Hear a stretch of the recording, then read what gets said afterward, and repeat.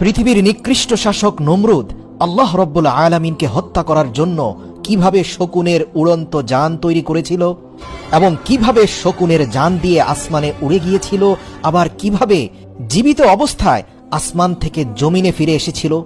কেন আল্লাহ তাআলা নমরুদকে আকাশের উপরে ধ্বংস করে দেননি এবং কি জন্য নমরুদকে একের পর এক সুযোগ দেয়া হয়েছিল। ফেরাউন জানতো আল্লাহই হচ্ছেন পৃথিবীর সৃষ্টিকর্তা, পালনকর্তা, কিন্তু জেনে শুনে সে এটা গোপন করত। কিন্তু নমরুদ ছিল মাথা মোটা।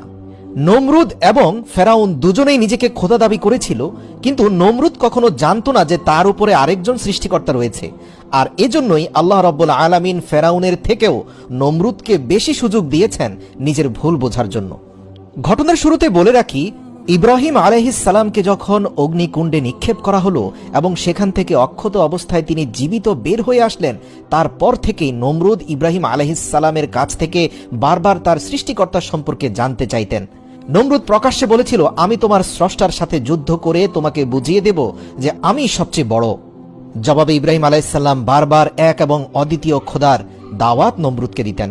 নমরুদ বলতো, আমি অন্য খোদার বশ্যতা স্বীকার করতে পারি না, তবে আমি শীঘ্রই তোমার খোদার প্রাণ শেষ করে তার রাজ্য কেড়ে নেব। নাউযুবিল্লাহ। হযরত ইব্রাহিম আলাইহিস সালাম বললেন, হে কাফের নমরুদ, তুমি আমার আল্লাহর নিকট যাবে কেমন করে? নমরুদ জবাব দিল, সেজন্য তোমার চিন্তা করতে হবে না। এরপর পাপিষ্ট নমরুদ পাপাত্তা ইবলিসের পরামর্শ অনুযায়ী 4টি শকুন পাখি লালন পালন করে এগুলোকে হৃষ্টপুষ্ট করল এবং ইবলিসের সহযোগিতায় এই শকুন পাখিগুলো নমরুদের কথা মতো তার ইশারায় তার কাছে এসে উপস্থিত হতো। তারপর নমরুদ 4টি মোটা তাজা মেষকে জবাই করল, তার চামড়া খুলে ফেলে তার মাংস শকুনিদের মাথার উপরে এমনভাবে ঝুলিয়ে দিল যে শকুনগুলো সেই চামড়া থেকে মাংস খুঁটে খাওয়ার জন্য উপরের দিকে যখন মুখ উঠাতো, তখনই নমরুদের সৃষ্টি করা স্বয়ংক্রিয় যানটি আকাশের দিকে উঠতে থাকত। এখানে এই মেকানিজমে পরিপূর্ণ সহযোগিতা করেছিল ইবলিস।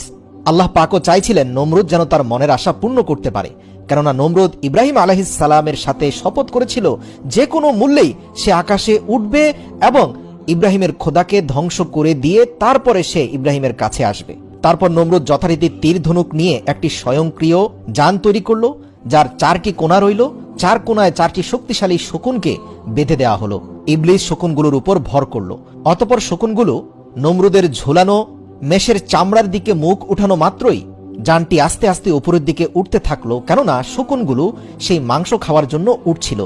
এভাবে শকুন 4টা মাংস দেখে তা ধরার জন্য ক্রমে ঊর্ধ্ব অভিমুখে উঠতে লাগলো, সেই সাথে নমরুদের সেই স্বয়ংক্রিয় যানটিও উপরে উঠতে লাগলো। এভাবে একাধারে 3 দিন 3 রাত ক্রমাগত উপরে আরোহণ করার পর সে মনে করল যে এখন আসমানের